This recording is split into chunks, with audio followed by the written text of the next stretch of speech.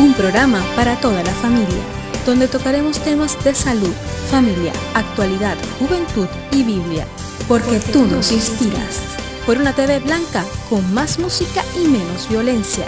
Acompáñanos y conéctate con nosotros desde cualquier lugar a través de Zoom, porque algo Dios va a hacer, Dios va a hacer.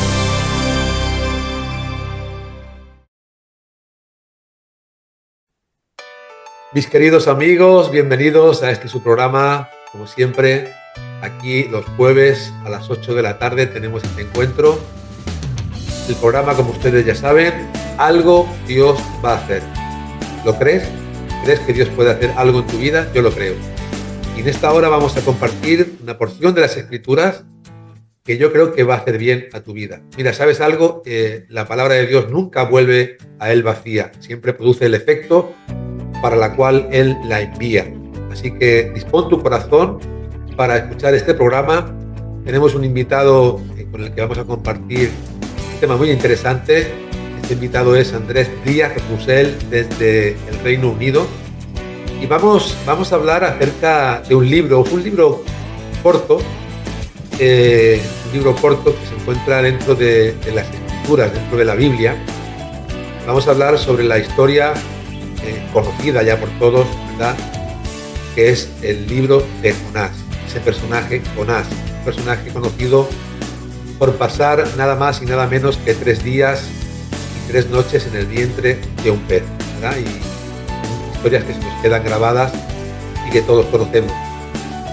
Pero antes de nada, antes de comenzar, quiero decirles que este programa lo pueden ustedes ver canal de YouTube, algo Dios va a hacer, pero también tenemos el privilegio de poder emitir en 2 emisoras de radio, como es Ona Pau Cataluña en el 96.6 de la FM, los mismos jueves a las 5 de la tarde, y también en Radio Amistad en 107.9 de la FM, pues los viernes a las 9:15 de la noche. Así que tanto sea en la mañana como en la noche y a cualquier hora en YouTube, nos puede ver y compartir con nosotros un tiempo de bendición.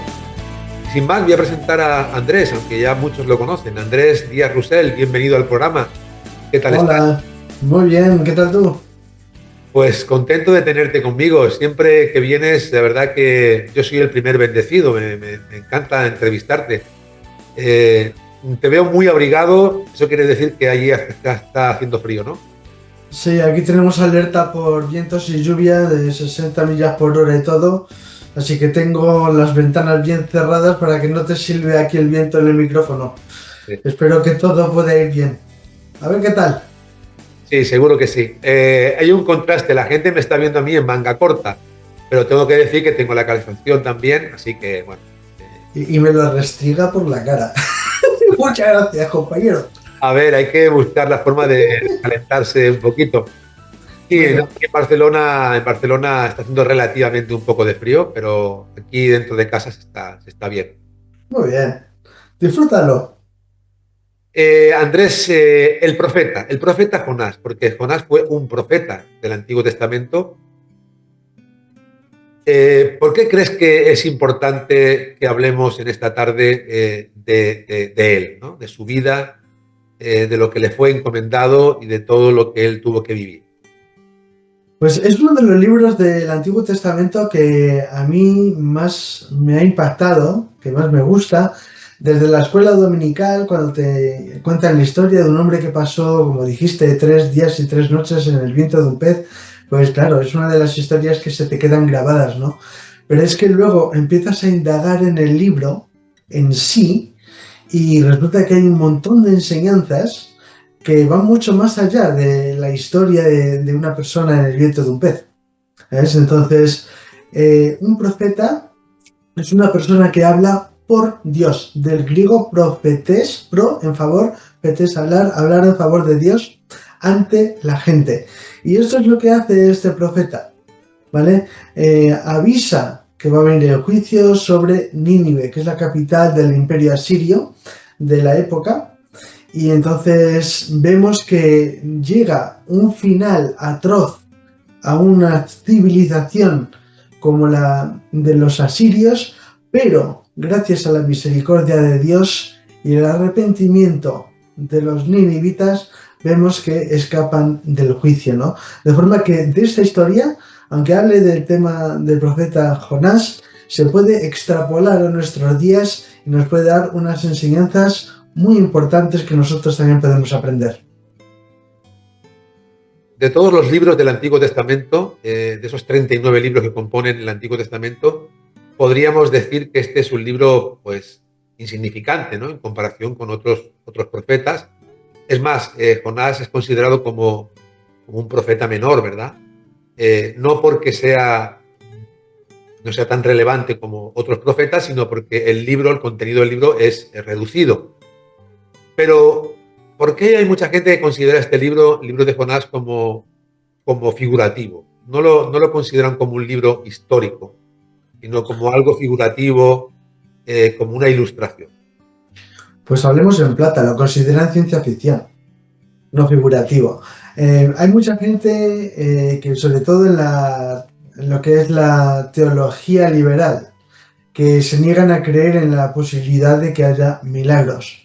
Entonces, pues tachan de historia fantástica cualquier cosa que no se atañe a lo que vemos en el día a día, ¿no? Entonces, mucha gente lo considera así, pero no, es algo que ocurrió como tal. Veremos que se trata de un relato histórico y no de ciencia ficción. Y como dices, es uno de los profetas menores porque el libro es cortito, pero es muy importante en el sentido de que el mensaje es importante. No estamos hablando del profeta, sino de lo que transmite ese libro, y en vistas de la importancia del mensaje de este libro, yo lo pongo entre uno de los más importantes del Antiguo Testamento. Para ponernos un poquito en situación, para los que quizá nunca hayan leído la Biblia y nunca hayan leído la historia de este profeta, el profeta Jonás, ponnos un poco en situación, compártenos algo acerca de la estructura de este libro. Bueno, como tal, vamos a ubicarlo primeramente. La Biblia está dividida en dos porciones. La porción que es el Antiguo Testamento y el Nuevo Testamento. El Antiguo Testamento habla de todo lo que se iba prediciendo acerca de la llegada del Mesías y la futura salvación que iba a venir a través de Cristo, ¿no? El Nuevo Testamento es el cumplimiento de las profecías de ese Antiguo Testamento. Y como tal, el libro de Jonás está ubicado en la sección del Antiguo Testamento. ¿Vale? Como dices, son 39 libros y este es uno de ellos, uno de los cortitos. Y vamos a hablar acerca del libro. ¿Cuándo se escribió? Pues se escribió en el 760 a.C. aproximadamente. ¿Vale? Y es un libro bastante cortito, solo son 4 capítulos, 48 versículos en total, y aparece el nombre de Dios 26 veces, a pesar de ser tan cortito. De forma que tiene un mensaje que tiene que ver con Dios y sobre todo con la misericordia de Dios, que logra evitar que la justicia acabe con la vida de los pecadores. Es básicamente una síntesis de toda la Biblia. Dios es justo, castigará al pecador, pero Él nos ama, es misericordioso y compasivo, y si cumplimos ciertos requisitos, prefiere mostrar misericordia antes que justicia, que es lo que vemos cuando los ninivitas, los que viven en la ciudad de Nínive, hacen al arrepentirse, no reciben esa misericordia porque se apartan del pecado. Temporalmente, porque luego, 100 años más tarde, como lo diría Nahum, el profeta Nahum, 100 años más tarde, amenaza con que va a ser destruida Nínive. Y de hecho fue destruida. Solo quedaron ciertos vestigios de la civilización en una de las bibliotecas de Mosul, en Irak actual, que luego los yihadistas de ISIS o de Islamic State o ISIL, que han tenido varios nombres, llegaron y arrasaron, ¿no? Cumplieron ellos la profecía de que no quedaría ni rastro de esta civilización. Así que el juicio llegó, pero cuando está escribiendo Jonás, todavía había tiempo de evitar el castigo. En el contexto histórico, vemos que esa es la situación. ¿vale? Ahora, geográficamente estamos hablando de lo que es la actual Irak, y en ese momento se llamaba Nínive. Nínive fue una de las ciudades que la levantó Nimrod en Génesis 10, ¿vale? Así que es una civilización de las más antiguas que encontramos en el mundo, pero también sujeta al castigo de Dios por el pecado, a menos de que se arrepientan. Igual que nosotros actualmente seguimos bajo esa misma condenación de Dios, a menos de que nos apartemos del pecado y nos volvamos a Él. Así que aprender de esta lección porque se aplica a nuestros días igualmente. Qué interesante me parece.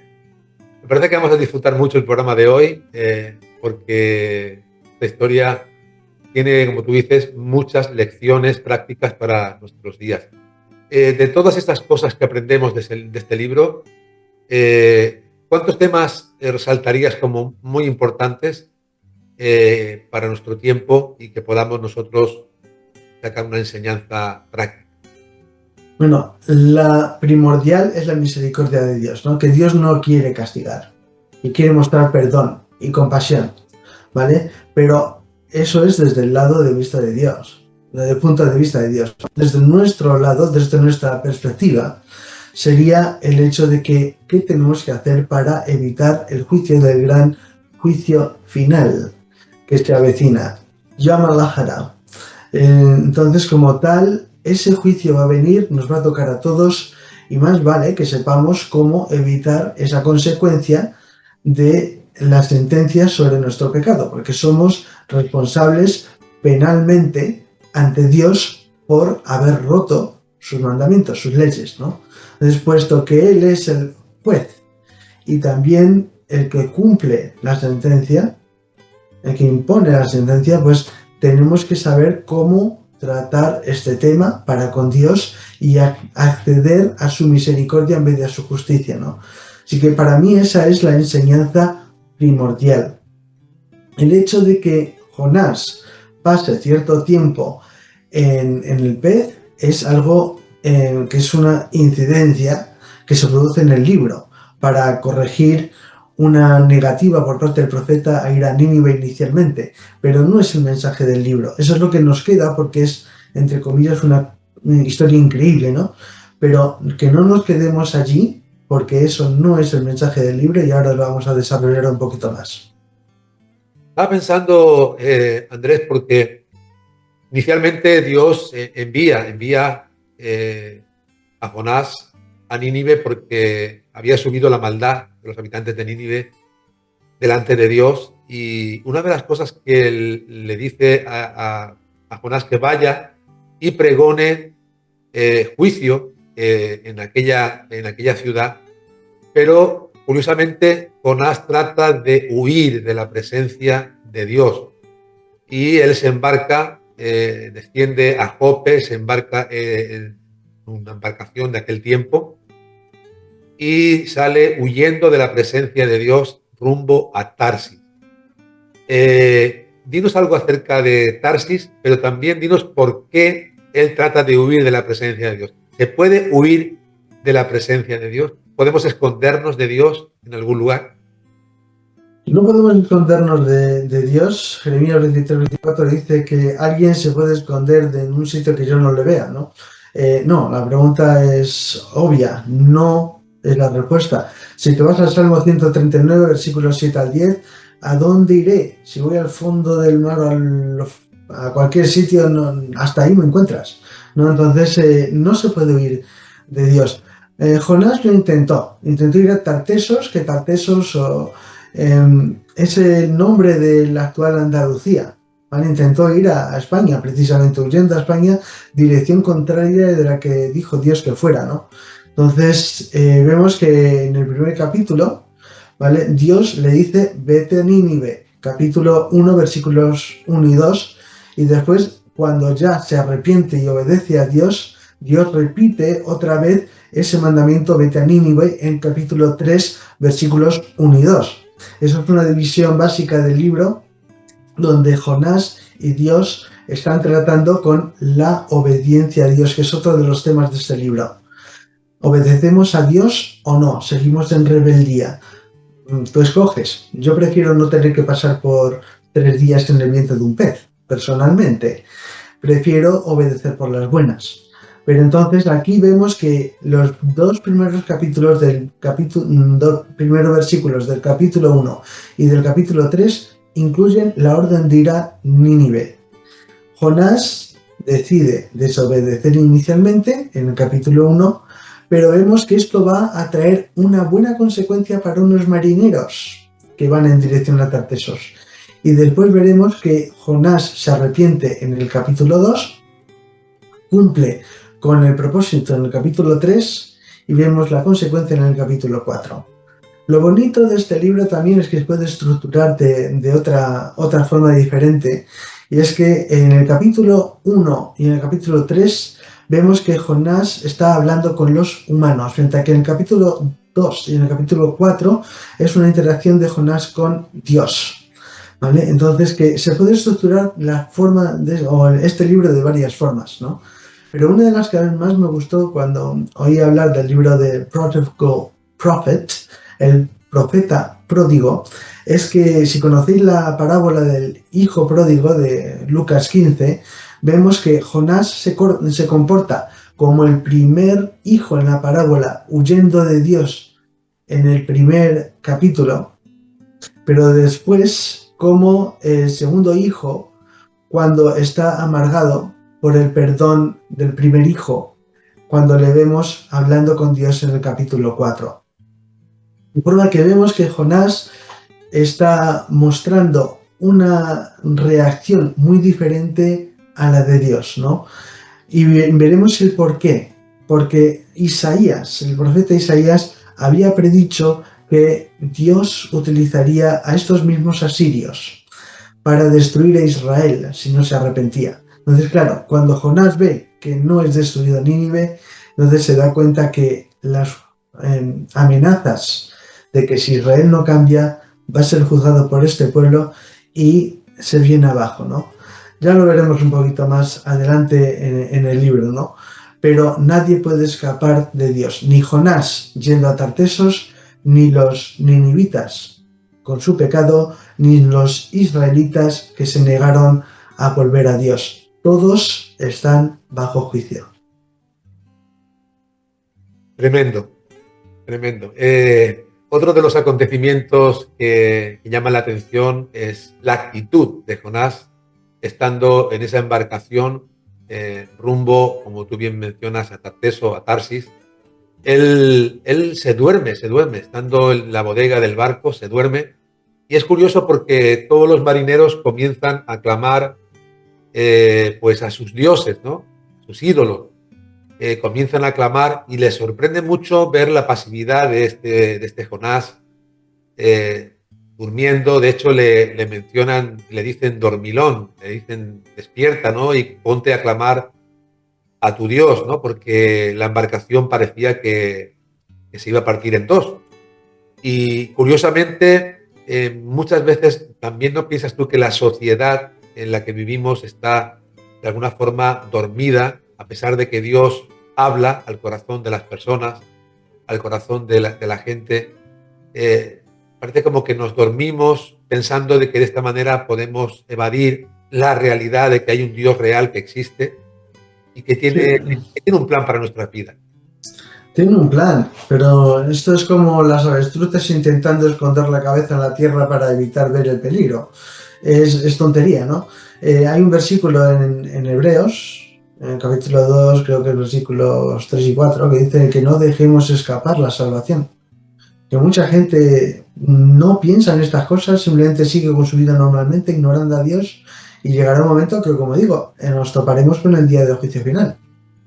Si mucha gente está dormida, entre comillas, por eso Efesios dice, despiértate, tú que duermes, que está el día de salvación aquí. Más adelante no tendrás esa oportunidad, ¿no? Entonces sí, con Jonás vemos precisamente que eso es lo que pasa, pero por desobediencia a Dios, y puede tener la conciencia tranquila. Puedes tener la conciencia cauterizada sabiendo que estás desobedeciendo a Dios, ignorando las consecuencias. Pero bueno, vemos que los marineros, como dije, hay algo positivo que sale de todo esto, ¿no? Y es que los marineros están cada cual clamando a su Dios. Pobres ídolos que no pueden escuchar ni hacer nada ni hablar nada para rescatarles de una situación peligrosa. Y ahí vemos que en el capítulo 1, versículos 10 y 14, vemos que al final los marineros acaban temiendo a Dios.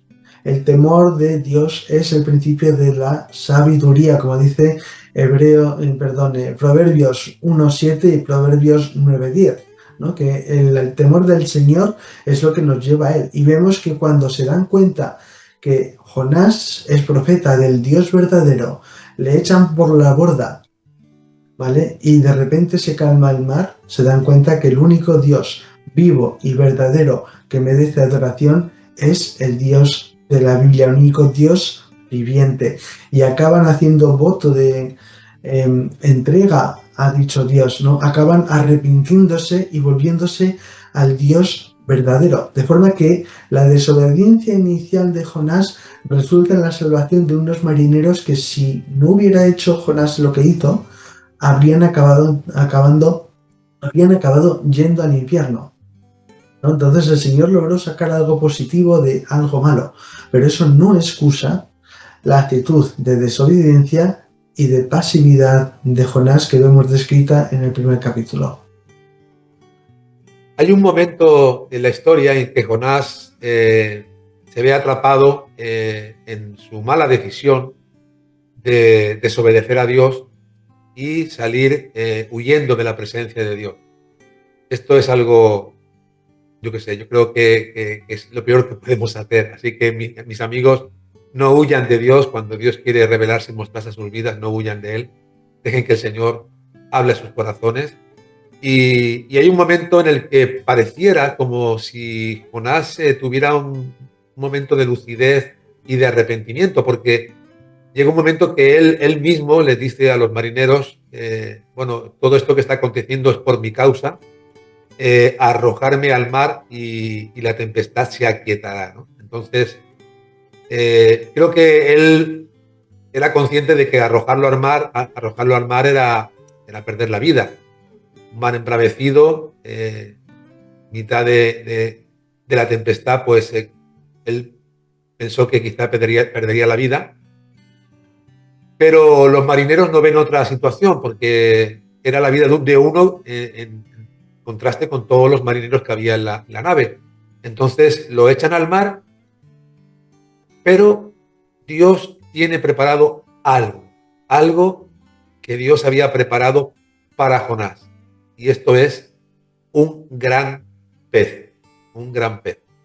Y me gustaría que habláramos un poquito de ese gran pez, porque la gente piensa que este es un libro de ciencia ficción, como tú bien has dicho antes, que realmente no tiene credibilidad, porque quizás sea porque Jonás sobrevivió, porque Jonás, después de estar en el vientre del pez, sobrevivió, y dice la Biblia que el pez lo vomitó a tierra. La pregunta que quiero hacerte, ¿es posible, humanamente hablando o científicamente hablando, sobrevivir en el vientre de un pez durante 3 días y 3 noches? Pues el hecho de que aparezca en la Biblia implica una respuesta contundente si es posible, ¿vale? Aparte de eso, yo te puedo contar personalmente, cuando solía dar clases de inglés, cuando vivía en España, daba clases de inglés a los niños y me tocó hacer una actividad con ellos que se llamaba The Miraculous Escape, la escapada milagrosa, entre comillas. Y precisamente trataba de un marinero que fue tragado por un pez. Los pescadores con las redes pudieron atrapar a ese pez y cuando abrieron el pez estaba el hombre dentro y con vida. O sea que esto no es algo que haya ocurrido únicamente en la Biblia. Yo recuerdo ese ejercicio, teníamos ese texto que tenían que comentar los niños y yo dije, mira, me recuerda a Jonás. Pero fíjate, no es el único a quien le ha pasado esto, ¿no? ¿Qué pasa? Es difícil porque a pesar de todo, esto conllevaría sus consecuencias, porque pasar ese tiempo dentro de un ambiente en el cual tienes todo el líquido de la bilis, todos los ácidos gástricos, habría ocasionado también ciertos efectos en el cuerpo y en el organismo de Jonás.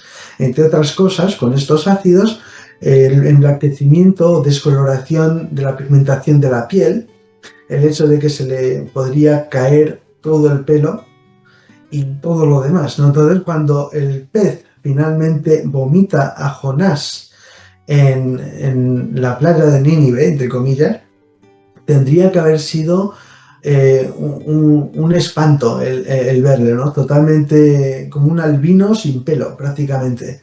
Entonces, eso es lo que habría ocurrido. Pero sobrevivir, sí se puede sobrevivir, solo que habiendo pasado por una experiencia de una duración de 3 días y 3 noches, sumamente desagradable, ¿no? Eso, imagínate que el pez al final estaba ya contento de por fin echarle el profeta, vomitarle de una vez por todas. Pero imagínate Jonás cuando llega a tierra, cómo tendría que estar, ¿no?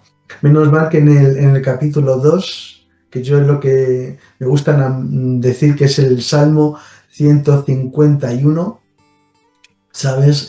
Cuando vemos la oración de Jonás a Dios, vemos que una persona apartada de Dios puede regresar a Dios. Y como dices, los que están de espaldas a Dios, lo único que tienen que hacer es dar la vuelta y decir, Señor, perdóname. Y vemos que en Jonás 2:9 dice Jonás, la salvación es del Señor. Y esa es otra lección. No es por mérito nuestro, ¿no?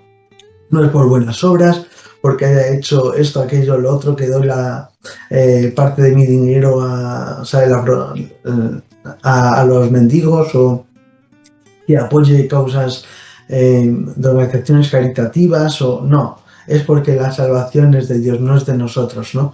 Y una persona que estaba pecando apartada de Dios, como en el caso de Jonás, vemos que puede regresar a Dios y Dios le restaura en el ministerio en el capítulo 3 una vez que vemos que esa persona regresa a Dios y se da cuenta que es mejor estar con Él que apartado de Él. Arrojarme al mar y el mar se aquietará. Esto da unos síntomas de arrepentimiento. Cuando haya un arrepentimiento delante de Dios, hay una salida. Y la salida que Dios proveyó para Jonás fue ese gran pez. Yo creo que si Jonás no se hubiera arrepentido y hubiera reconocido que él era el culpable de esa gran tempestad, quizá la historia hubiera terminado de otra forma, pero de igual manera en nuestros días hoy, cuando nosotros nos arrepentimos, pasan cosas sobrenaturales. Dios sale a nuestro encuentro, Dios viene a salvarnos, Dios viene a librarnos de, en este caso, de la muerte, una muerte segura. Mi querido Andrés, el tema da para mucho, es un tema interesantísimo. Cambiando un poquito de tema, no sé si este episodio de estos 3 días y 3 noches me hacen recordar a esos 3 días y 3 noches que Jesús pasó en el sepulcro, para luego también resucitar al tercer día. ¿Tiene que ver este pasaje, algo apunta, dijéramos, a esos 3 días que Jesús pasó en el sepulcro? Bueno, en el versículo final del capítulo 1 de Jonás, vemos que sí, el profeta pasó 3 días y 3 noches en el vientre del pez. Ahora, tú haz las matemáticas. ¿Cuándo crucificaron a Jesús? El viernes. Pasó parte del viernes, la noche del viernes al sábado, el sábado y la noche del sábado al domingo en el sepulcro. Y parte del domingo, que es cuando resucita. De forma que Jesús pasó 3 días, parte del viernes, el sábado y parte del domingo, en la tumba. Pero no pasó 3 noches en la tumba, pasó 2. De forma que hay que tener en cuenta este detalle, porque la señal de Jonás no es el valor numérico, sino lo que representa la muerte de Jonás que de repente aparece de nuevo con vida en Nínive, ¿no? Entonces, esa es la señal de Jonás. Y esto lo vamos a ver en el Evangelio según San Mateo. Si puedes irte a Mateo 12, versículos 39 y 40. Y ahí vamos a aclarar una cosita que hay que aclarar antes de que haya alguna confusión. Muy bien, pues leemos lo siguiente, Mateo capítulo 12, verso 39 y 40. Él respondió y les dijo: la generación mala y adúltera demanda señal, pero señal no le será dada sino la señal del profeta Jonás, porque como estuvo Jonás en el vientre del gran pez 3 días y 3 noches, así estará el Hijo del Hombre en el corazón de la tierra 3 días y 3 noches. Ese último versículo que has dicho, el 40, es el único versículo que dice eso. Y me parece a mí que lo que ha habido es un copista que intentó explicar lo que era la señal de Jonás. Y lo sacó de Jonás capítulo 1, versículo 17. Pasó 3 días y 3 noches. Ahora bien, esa no es la señal, como he dicho. Si te vas ahora a Mateo 16, versículo 4, vamos a ver cuál es la señal. Mateo capítulo 16, verso 4. La generación mala y adúltera demanda señal, pero señal no le será dada sino la señal del profeta Jonás, y dejándolos se fue. Exactamente. Entonces, ahí es donde tendría que ver, ¿no? ¿Cuál es la señal de Jonás? ¿Va a estar Jesús en un pez? No. ¿Cuál es la señal? Es el hecho de que Jonás debería estar muerto, pero por intervención divina vuelve a la vida, ¿no? Entonces, esa es la señal de Jonás. ¿Cuál es la señal de Jonás a la que está refiriéndose Jesús? Me vais a matar, pero voy a resucitar. Y al tercer día resucitó, ¿no? Entonces, eso es un paralelismo enorme que tenemos que ver, ¿no? Y eso es lo que en teología llamamos de la tipología, ¿no? Jonás en ese sentido hace de tipo de Cristo, ¿vale? Una explicación como una especie de profecía actuada, ¿vale? Anteriormente, ¿no?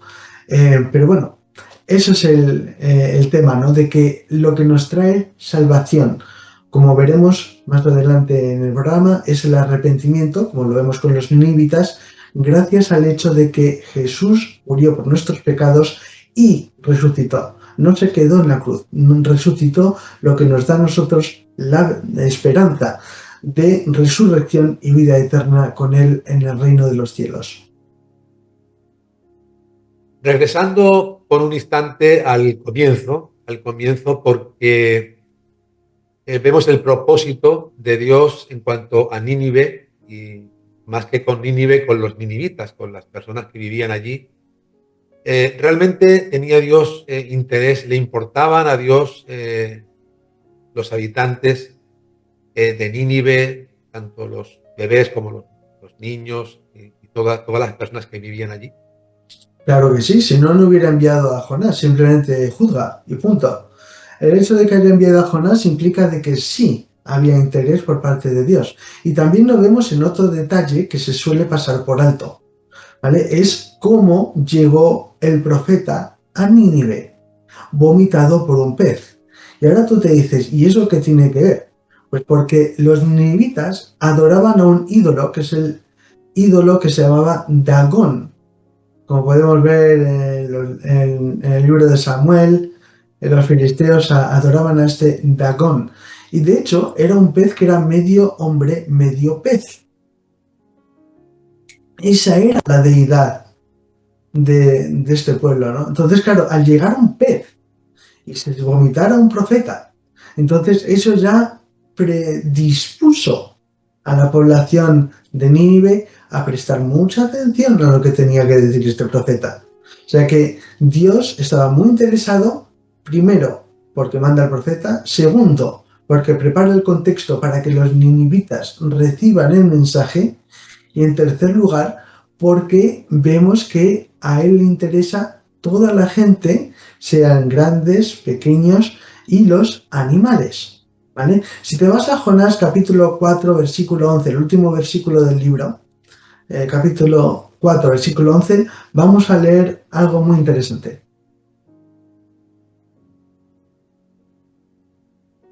Dice así la palabra del Señor, dice: ¿y no tendré yo piedad de Nínive, aquella gran ciudad donde hay más de 120.000 personas que no saben discernir entre su mano derecha y su mano izquierda y muchos animales? No tendré yo piedad. Es un versículo que subraya la misericordia de Dios, ¿no? Subraya también la omnisciencia, el conocimiento pleno de Dios, porque te puede decir cuántos bebés hay o niños pequeños hay. Y ahora me dices tú, ¿por qué niños pequeños? Bueno, aparte de que vemos que también se preocupa por los animales, y eso también debiera darnos a nosotros un toque en cuanto a temas que tengan que ver con la ecología y la fauna, que son creación de Dios, ¿eh? Ese toque nos lo da también. Lo importante de este versículo no es tanto eso, sino subrayar la misericordia para con todos, incluyendo los niños pequeños. ¿Y por qué los niños pequeños? Hemos dicho que es los que no saben distinguir entre la mano izquierda y la derecha. ¿Quiénes son esos? Los que no tienen conocimiento. Y para verlo vamos a hacer un contraste con otro versículo que vemos en Deuteronomio 1:39. Si lo puedes buscar. En Deuteronomio 1:39 vemos el mismo concepto expresado con palabras diferentes. Pero vamos a entender esto muy claramente. Si puedes leer Deuteronomio 1:39, por favor. Y vuestros niños, de los cuales dijisteis que servirían de botín, y vuestros hijos, que no saben hoy lo bueno ni lo malo, ellos entrarán allá, y a ellos la daré, y ellos la heredarán. Los que no saben el bien y el mal. Es lo mismo que no saben la izquierda de la derecha. Es el mismo concepto expresado de dos formas diferentes en la Biblia, ¿no? La gente que todavía no tiene capacidad de escoger entre el bien y el mal, de rechazar a Dios o aceptarle, estas personas tienen un lugar especial en el corazón de Dios. Y estas personas no van a ser juzgadas en el infierno por no haber acudido a Cristo, porque no podían acudir a Cristo. En el caso de David vamos a ver esto explicado de una forma muy bien ilustrada con dos de sus hijos. Sabéis que cuando David cometió adulterio con Betsabé, el hijo, como fruto de esta unión, murió. Y David estaba en saco y cilicio, cenizas y cilicio, sentado, amargado, orando porque se sanara el bebé. Pero cuando muere el bebé, coge, se lava, se viste y come. Y los criados del rey David estaban muy preocupados. Digo, ¿cómo es que ahora te vistes y acaba de morir tu hijo?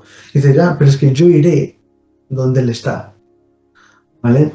Entonces, claro, no se refiere que voy a ir a la tumba del bebé. No. Porque en el Salmo 23, al final del Salmo, que dice, viviré en la morada del Señor por largos días. En otras palabras, estaré en el reino de los cielos por toda la eternidad, expresado a la forma hebrea, la forma de decirlo en hebreo, ¿no?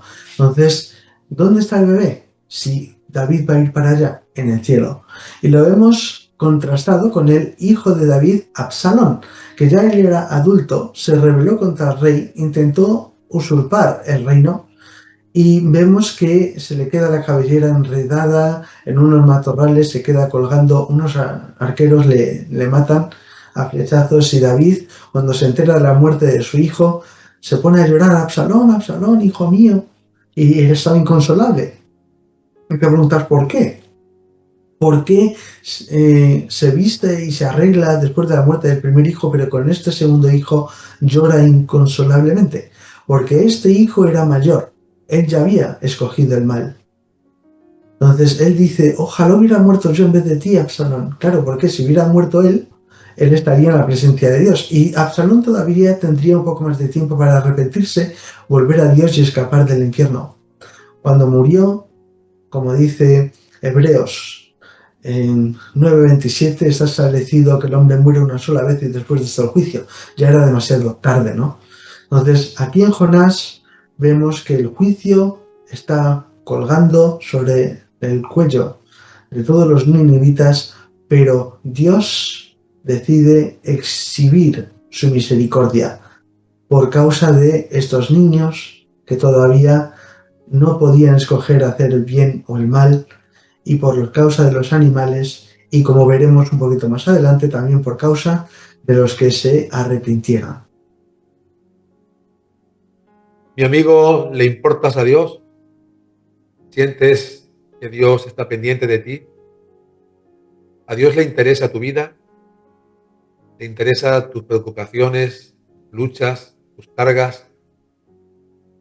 Dios ve la condición en la que te encuentras. Dios miró a Nínive y vio que se habían vuelto en contra de él y que había subido la maldad de los ninivitas delante de Dios. Y quizá nosotros también debiéramos también de arrepentirnos de muchas cosas que hemos hecho en contra de Dios. Y la mayor de ellas yo creo que es rechazar a Jesucristo, rechazar a su único Hijo, el cual Él envió al mundo para salvarnos. Andrés, ¿crees que somos importantes nosotros para Dios, como lo fueron en aquel tiempo los nivitas? Dios es eterno, Dios no cambia. Entonces, si pensaba así por los ninivitas, no pensará igualmente por nosotros. Claro, pero él también es un caballero y nos respeta. Si nosotros le rechazamos, él respeta esa decisión. Ahora, yo prefiero estar con Dios que apartado de él. Y espero que todas las personas sensatas opinen lo mismo, ¿no? ¿Que queremos estar apartado de Dios? El amor no obliga. Dios tampoco obliga. Pero las consecuencias están allí. Dios quiere mostrar misericordia, como vemos en el caso de este libro, la quiere mostrar para contigo, pero en última instancia la pelota está en tu tejado. Tú tienes que decidir, ¿quieres estar con Dios o no? Si vas a Dios, es en sus términos, en sus condiciones. Él te dice, solo puedes venir al cielo si es a través de Cristo. No hay ninguna otra alternativa. Tú sabrás si quieres huir de él como Jonás o si quieres acudir a él para la salvación. Andrés, estamos llegando al término del programa. El programa da para mucho porque este pequeño libro del Antiguo Testamento, el libro de Jonás, tiene tantas aplicaciones, mis queridos amigos, que deberíamos de hacer otro programa específicamente para seguir sacando cosas importantes para nuestra vida hoy. Una de las cosas que quiero que quede bien clara para terminar es cómo podemos entender la misericordia de Dios a la luz, podríamos decir en términos actuales, ¿no? Pero a la luz del libro de Jonás. ¿Cómo podemos entender la gran misericordia de Dios? Para eso vas a tener que leer un pasaje cortito en el libro de Jonás, que es el capítulo 3, versículos 5 al 10.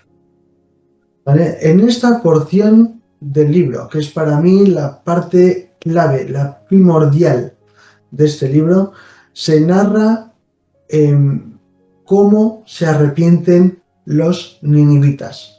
Vamos a ver cuáles eran las costumbres de la época para mostrar arrepentimiento, es decir, apartarse de algo malo para hacer el bien, es decir, no era remordimiento, sino vamos a hacer algo para corregirlo.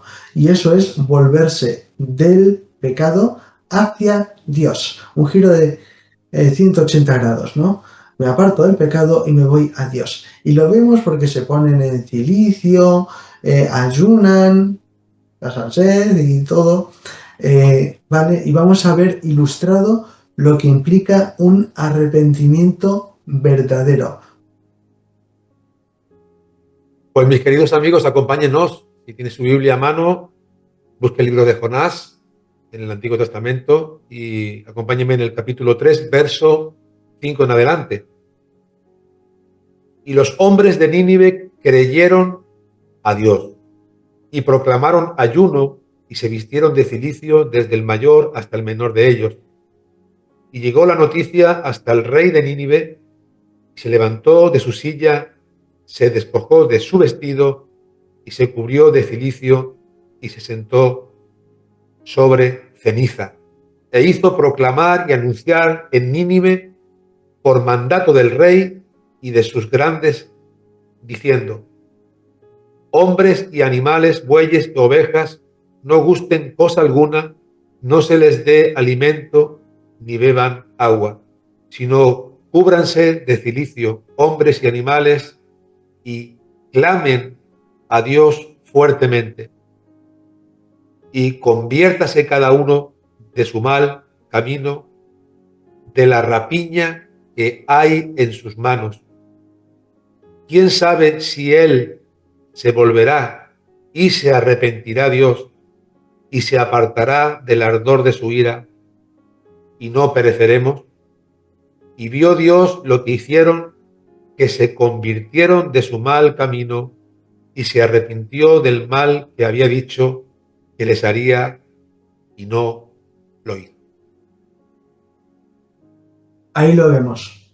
Ahí vemos que la gente se dio cuenta, soy pecadora, ay de mí, que me viene el juicio, sé que las consecuencias son eternas, ¿qué puedo hacer para remediarlo? Un verdadero pesar, penitencia, dolor ante nuestro pecado, nuestra maldad, hemos ofendido al Dios 3 veces santo y somos dignos de muerte eterna en el infierno. Claro, ahí se ve que van hablando en serio y entonces proclaman el ayuno, no beben agua, se sientan en ceniza, se cubren de cilicio, dejan los lujos, dejan las tonterías de aquí y ahora y dicen, lo importante es la eternidad. De repente se dan cuenta que lo de aquí y ahora no tiene ningún valor. Pero ¿cuál es la situación ante la cual me encuentro delante de un Dios perfecto cuyos ojos no pueden ver el mal, como dice el profeta Habacuc? Cuando nos damos cuenta que somos pecadores, como el rey David, que ha mencionado que cometió adulterio con Betsabé, volvemos a Dios y le decimos, contra ti he pecado, perdóname, lávame, crea en mí un alma pura dentro de mí. Salmo 51, que podéis ver vosotros mismos cuando termine el programa. Si no es tu caso, si todavía no te has vuelto a Dios, no te has convertido, no te has apartado de la rapiña que hay en tus manos, cuando habla de las manos, de las cosas que haces, ¿vale? Si no te has apartado del mal, de las cosas malas que piensas o dices, en ese caso, esta es tu oportunidad. El juicio va a venir. Jonás advirtió, va a caer el juicio.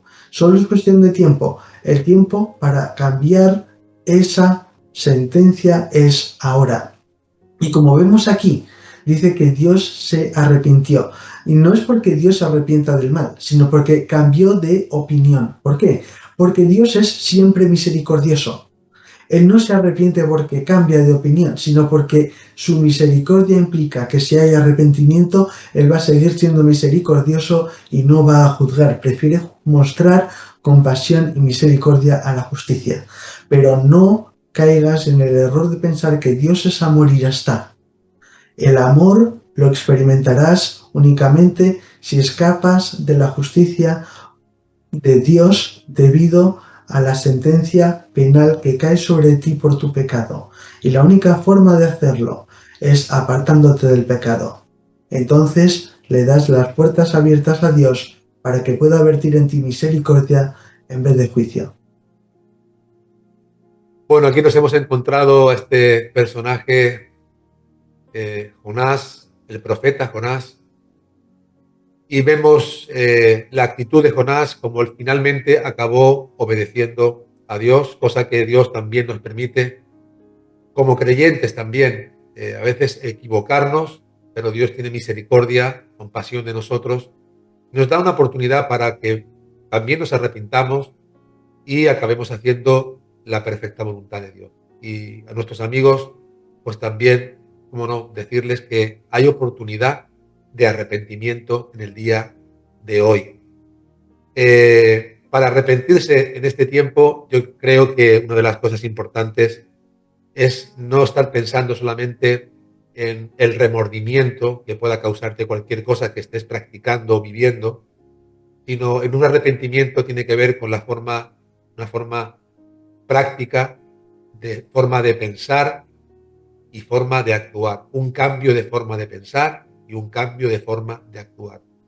Dar un giro a tu vida y volverte a Dios. Mis queridos amigos, nos vamos a tener que despedir de Andrés. La verdad es que el programa, ya digo, da para mucho más, pero vamos a dejar a Andrés que se dirija a la audiencia en ese minuto que damos siempre a todos nuestros invitados para que él te hable, él te va a hablar a tu corazón y me gustaría que prestaras atención en este justo instante.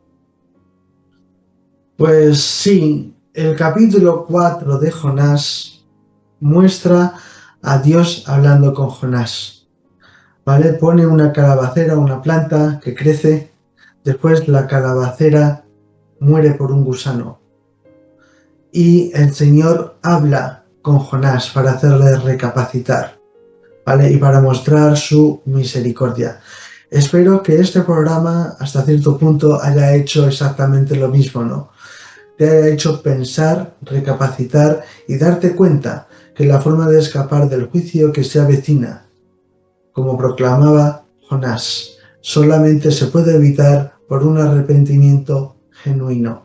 En el caso de los ninivitas fue un arrepentimiento temporal.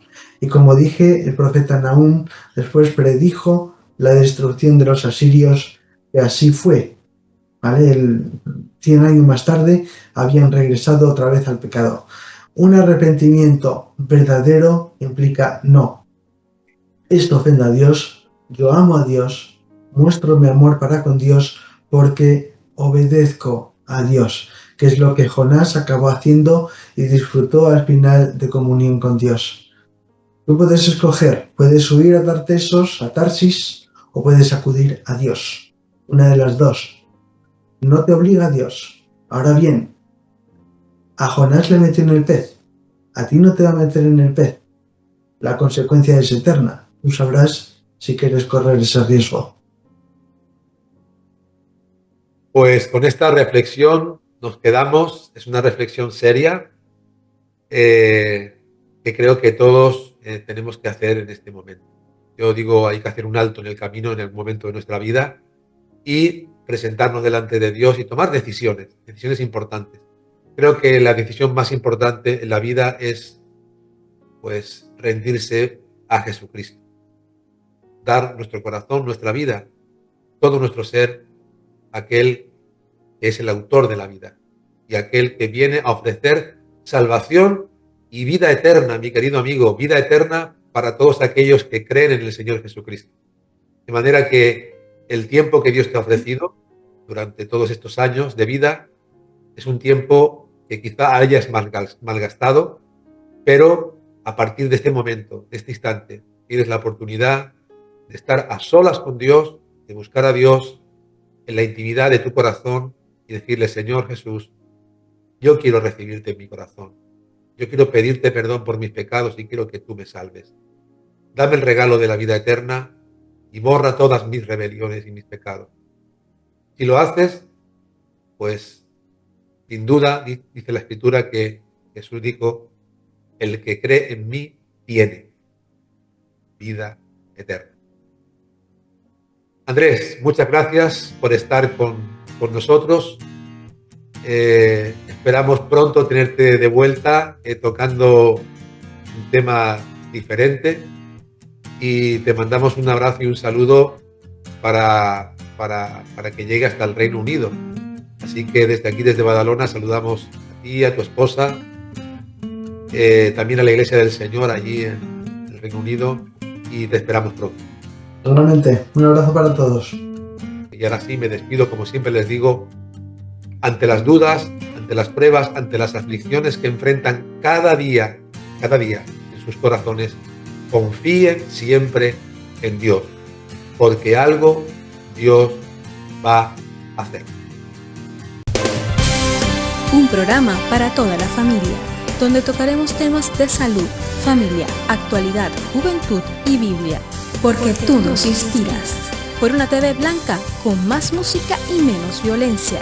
Acompáñanos y conéctate con nosotros desde cualquier lugar a través de Zoom, porque algo Dios va a hacer. Dios va a hacer.